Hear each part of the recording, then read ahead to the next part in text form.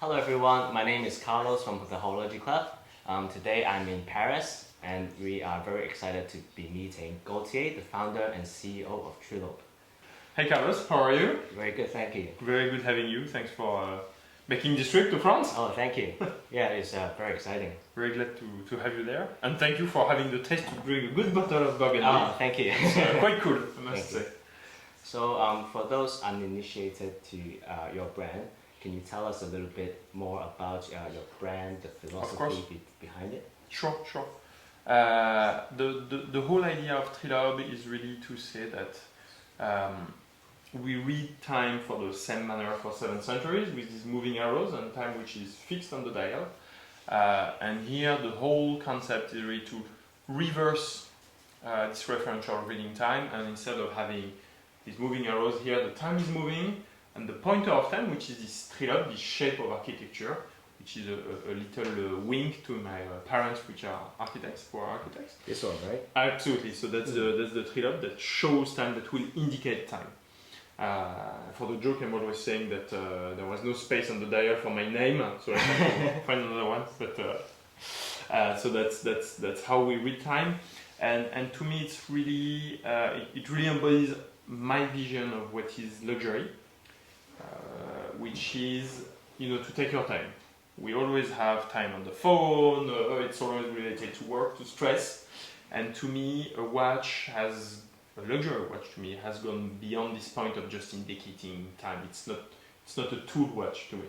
It's an accessory. It's something you love to wear because it's art, because it reminds you of something, and that's why I want you to be able to, you look at your watch. Of course, you look at time, but you look at your watch and you look at first what it reminds you, what it evokes you. And here you have a good excuse to look at your watch a bit longer. Yes. And it's important to me, actually. Yes, it's very interesting, I think, to kind of break the barrier from the three hands into the 3 rings. That's correct. Interestingly put here. Yeah. Cool. And it's also a technical challenge, actually, because the whole watchmaking industry has been built around concentricity, where you have this pillar in the middle where it comes out seconds, the minute, and the hours.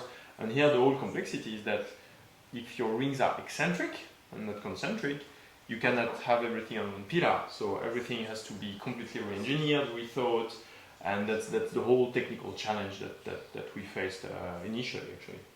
Yeah, I was going to say it's very interesting as well at the back, because at the front you see this kind of very interesting asymmetric. Correct. But on the back it's actually quite symmetric with. Exactly, it's the other way around. Yes, it's a bit like it's like brutalist architecture. So straight lines, horizontal, vertical, extremely aligned.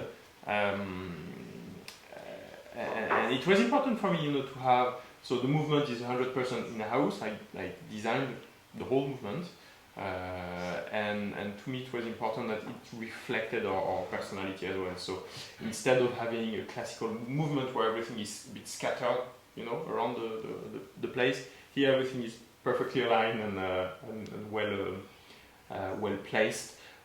It's very modern, and at the same time the finishings. The color is modern because it's black Antradike, but the finishings themselves and the movement are a lot about, it's like the historic grenet, all the bridges are chamfered with diamonds, so it's also a very traditional watch in terms of finishings. Very cool. So Gautier, can you please tell us a little bit about the une folle journée? You're there. Yeah. Une folle journée, or a crazy day in English. The Une folle journée collection is really our first collection, Les Matinaux, which means the dawnbreakers, but put into 3D, basically. So I exploded everything, having these 3 rings, 3 eccentric rings, put into space. The big technical challenge here is that usually on dials we use brass, but brass is quite heavy, actually.